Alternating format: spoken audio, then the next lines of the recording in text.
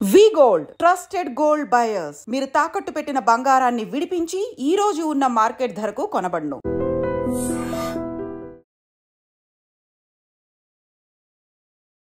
Hi hello నమస్తే welcome back to iDream media. ఈ రోజు మనతో ఉన్నారు amphi certified mutual fund distributor అయిన పిఎస్ చంద్రశేఖర్ గారు. సార్తో మాట్లాడదాం ముఖ్యంగా వెల్త్ మేకింగ్కి ఎలాంటి ప్రొడక్ట్స్ అనేవి బెస్ట్ ఫైనాన్షియల్గా అనేది.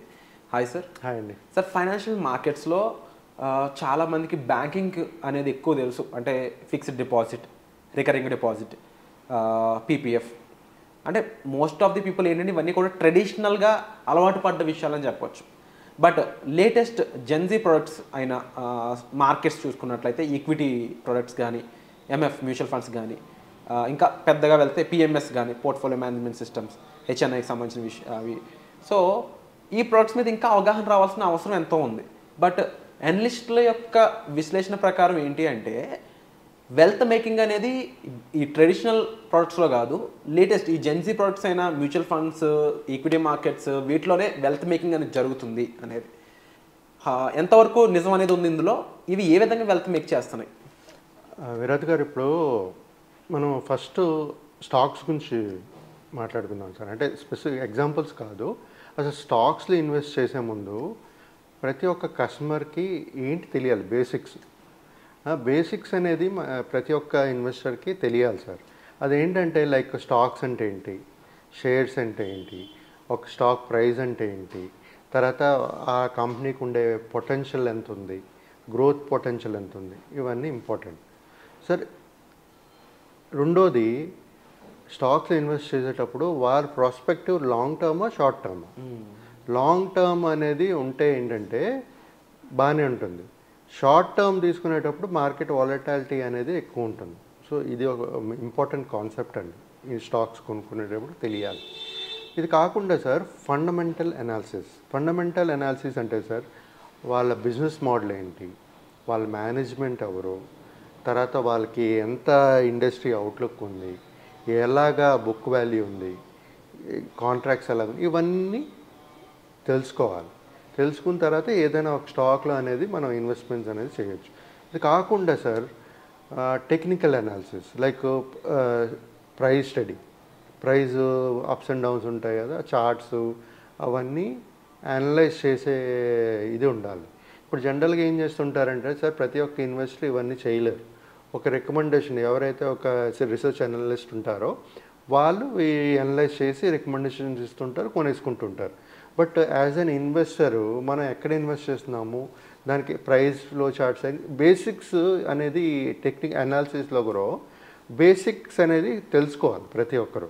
మనం అనలైజ్ చేయలేకపోతాం but what is it, in and out అంటే ఈ ప్రైస్ అంటే ఏంటి, ఈ ప్రైస్ మూమెంట్స్ అండ్ చార్ట్ అంటే ఏంటి, ప్రైవేట్ చార్ట్ అంటే ఏంటి, ఇవన్నీ నేర్చుకుంటేనే కదా సార్ మన ఆ స్టాక్స్ కొనడానికి అవుతుంది. మనకి ఫ్యూచర్లో ఏదైనా ఒక చేయాలి, యాక్షన్ తీసుకోవాలి, డిసిషన్ తీసుకోవాలనుకున్నప్పుడు మనకి ఇవన్నీ తెలిసి ఉండాలి, రైట్? రికమెండేషన్స్ ఇచ్చి వెళ్ళిపోతారు, but we're the one who has to analyse it కదా. సో ఆ బేసిక్ ఇన్ఫర్మేషన్ ఉంటే మనం ఏదో కొంత డిసైడ్ చేయగలుగుతాం. సో ఇది కాకుండా సార్ మన స్టాక్స్లో పెట్టేటప్పుడు మన రిస్క్ ఎంత తీసుకుంటున్నాము, మన రిస్క్ మేనేజ్మెంట్ ఎలా చేయగలుగుతున్నారు, ఇది కూడా తెలియాలి, రైట్ సార్. సార్ ఇంకా ఏంటంటే సరే మన ఈ ఒక కంపెనీలో ఇన్వెస్ట్ చేసేటప్పుడు వాళ్ళ ఎకనామిక్ డెవలప్మెంట్స్ ఏంటి, కంపెనీ పర్ఫామ్ ఎలా చేస్తుంది, ఇందాక చెప్పినట్టుగా ఆర్డర్ బుక్స్ ఎలాగున్నాయి, ఫ్యూచర్లో ఎలాగుంటుంది, ఇవన్నీ తెలుసుకుంటే కానీ ఆ స్టాక్స్ అనేది సెలెక్ట్ చేసి కొనడానికి ఛాన్స్ లేదు సార్. ఇప్పుడు మార్కెట్స్ త్రూ వెల్త్ క్రియేట్ చేయాలి అనుకుందాం సార్ మనం. దీంట్లో ఏంటంటే సార్ ప్రతి ఒక్కరూ త్వరగా ఎర్లీ ఇన్వెస్ట్మెంట్స్ అనేది చేయాలి, ప్రతి ఒక్కరూ చేయాలి. అది మ్యూచువల్ ఫండ్స్లో అవనండి, స్టాక్స్లో అవనండి. మన తర్వాత కన్సిస్టెంట్గా ఇన్వెస్ట్మెంట్ చేస్తూ ఉండాలి, రైట్? మ్యూచువల్ ఫండ్స్లో కూడా కన్సిస్టెన్సీ ఉండాలి, స్టాక్స్ కొనేటప్పుడు కూడా కావాలంటే మీరు యాడ్ చేసి ఉంటే కన్సిస్టెంట్గా యాడ్ చేస్తూ ఇవన్నీ అనలైజ్ చేయగలిస్తేనే స్టాక్స్లో కొనుక్కుంటూ ఉండాలి, రైట్? ఇప్పుడు మార్కెట్లో మనం మోస్ట్ ఇంపార్టెంట్ అంటే మన మ్యూచువల్ ఫండ్స్లో సెలెక్షన్ ఆఫ్ స్కీమ్ ఇంపార్టెంట్, ఎలాగో ఇక్కడ selection of stock important.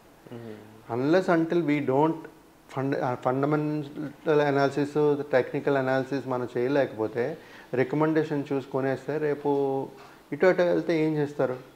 So మనకి ఆ అండర్స్టాండింగ్ ఉండాలి. ఉంటే కానీ మనం ముందుగానే అది వెళ్ళాం సార్. ఈ తర్వాత ఈ స్టాక్స్ ఎవరైతే కొన్ని స్టాక్స్ ఇప్పుడు ఫర్ ఎగ్జాంపుల్ ఏదైనా ఇన్ఫోసిస్ అనుకోండి, టీసీఎస్ అనుకోండి, హెచ్డిఎఫ్సి బ్యాంక్ అనుకోండి, ఏదైనా అనుకోండి, పిఎస్యు బ్యాంక్స్ అనుకోండి. బట్ అది అనుకునేటప్పుడు వాళ్ళది ఇన్వెస్ట్మెంట్ స్ట్రాటజీ లాంగ్ టర్మ్ ఉంటేనే ఈ వెల్త్ అనేది క్రియేట్ అవుతుంది. షార్ట్ టర్మ్లో ఈ స్టాక్స్ కొనుక్కోవడం అనేది వాలటైల్ ఉంటుంది.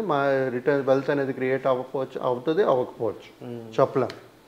సో ఇక్కడ ఎందుకంటే డైవర్సిఫికేషన్ లేదు కాబట్టి మనం పర్టికులర్ ఆ స్టాక్ గురించి మాట్లాడుకుంటాం. చేసుకోవచ్చు డైవర్సిఫికేషన్ ప్రొవైడెడ్ ఇవన్నీ చేయగలదు కాదు వాళ్ళు analysis, fundamental analysis, technical analysis చేసి ఉండాలి. ఇప్పుడు సార్ కొన్ని దాంట్లో మనకి ఇన్వెస్ట్ చేస్తుంటే డివిడెండ్ పేఅవుట్స్ వస్తుంటాయి. బల్క్లో బాగా ఎక్కువ ఇన్వెస్ట్ చేశారనుకోండి, హెవీ ఇన్వెస్ట్మెంట్స్ ఉంటే 10 లక్షలు పైన ఇన్వెస్ట్మెంట్ డివిడెండ్ పేఅవుట్స్ ఉంటాయి ఇయర్లీ. అంటే కంపెనీ కానీ పర్ఫామ్ బాగా చేస్తే డివిడెండ్స్ ఇస్తుంది. మన షేర్ వాల్యూస్ పెరుగుతూనే ఇంకో పక్కన ఎక్స్ట్రా అమౌంట్ అనేది మనకు డివిడెండ్ ప్రాఫిట్ వచ్చినప్పుడు డివిడెండ్స్ ప్రతి ఒక్క షేర్ హోల్డర్కి ఇస్తుంటారు. అలాంటి వచ్చిన డివిడెండ్స్ కూడా సార్ మళ్ళీ రీఇన్వెస్ట్ చేసుకోవాలి. ఇప్పుడు మ్యూచువల్ ఫండ్స్లో అయితే డివిడెండ్స్ పేఅవుట్ ట్యాక్సిబుల్ చేస్తారు.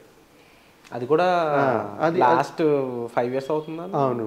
సో అదేంటంటే సార్ నేను చెప్పేది ఇప్పుడు అంటే జనాలు ట్యాక్సేషన్ అంటే ఒక సోర్స్ ఆఫ్ ఇన్కమ్ లేదనుకోండి ప్రాబ్లం లేదు ఆ డివిడెండ్స్.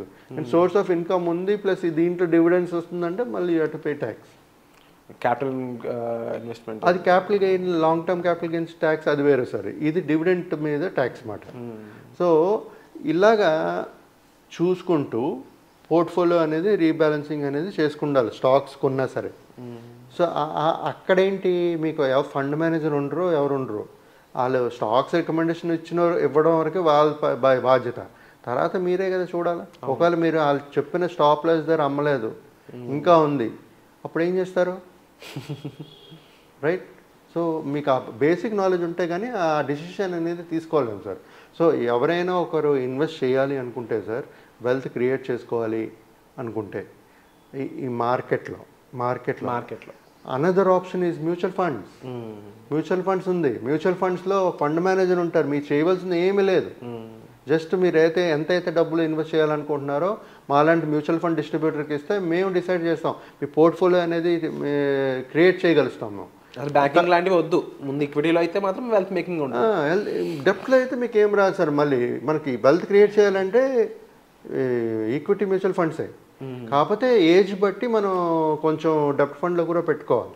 బికాజ్ రిస్క్ ఫ్యాక్టర్ ఎంత తీసుకోగలరో చూసుకుని దాన్ని బట్టి కొంత డెప్ట్, కొంత ఈక్విటీస్. బట్ ప్రతి వాళ్ళు ఇప్పుడు ఎంత వయసు ఉన్నా నేను రిస్క్ తీసుకుంటానని ఈక్విటీలోనే పెడుతున్నారు, ఈక్విటీలోనే పెట్టమంటున్నారు. సో మనకి ఆప్షన్ ఏం లేదు sir. Investors money, their decision, అంతే కదా. ఎలా చూసుకున్నా కూడా అంటే మీరు అన్నట్టు డెట్లో పెట్టినా కానీ ఇన్ఫ్లేషన్ దాటినప్పుడు అదే రిస్కే కదా. రిస్క్ తట్టుకోవడం కంటే కూడా ఈ రిస్క్ తీసుకోవడం బెటర్ అని వాళ్ళు అర్థం చేస్తారు. అదే సార్. ఇప్పుడు ఎక్కడైనా ఇన్వెస్ట్ చేయండి సార్. మీరు ఎందుకు ఇన్వెస్ట్ చేస్తున్నారు? ఫస్ట్ వెల్త్ క్రియేట్ అవ్వడానికే కదా. మరి వెల్త్ క్రియేట్ అవ్వకపోతే ఇన్వెస్ట్మెంట్ చేసి వేస్ట్, టైం వేస్ట్ ఎందుకు? దాని బదులు ఎఫ్డీ చేసుకోండి. కానీ వెల్త్ క్రియేట్ మీకు ఫ్యూచర్ ఇన్ఫ్లేషన్ బీట్ చేస్తూ ఒకటి రావాలి, వెల్త్ క్రియేట్ చేసుకోవాలనుకుంటే మాత్రం equity market, equity mutual funds. So విన్నారు కదండి మనం అడిగిన ప్రశ్నకి సార్ ఇచ్చిన ఆన్సర్. ఏదైతే మనం వెల్త్ మేకింగ్ ఎందులో పాసిబుల్ ఉంటుంది సార్ అని అడిగినప్పుడు ఈక్విటీ మార్కెట్స్, అందులో ముఖ్యంగా మ్యూచువల్ ఫండ్స్ అనేది ఇంకొంచెం కంపారబుల్లీ ఒక మీడియం సొల్యూషన్గా దాన్ని మీరు భావించవచ్చు. అండ్ దీనికి సంబంధించి మరింత ఇన్ఫర్మేషన్ కావాలనుకున్నట్లయితే డిస్ప్లే అవుతున్న నెంబర్స్ కాల్ చేసి మీరు సార్ని సంప్రదించవచ్చు. వచ్చే ఎపిసోడ్లో మళ్ళీ కలుద్దాం. Thank you so much sir. Thank you sir.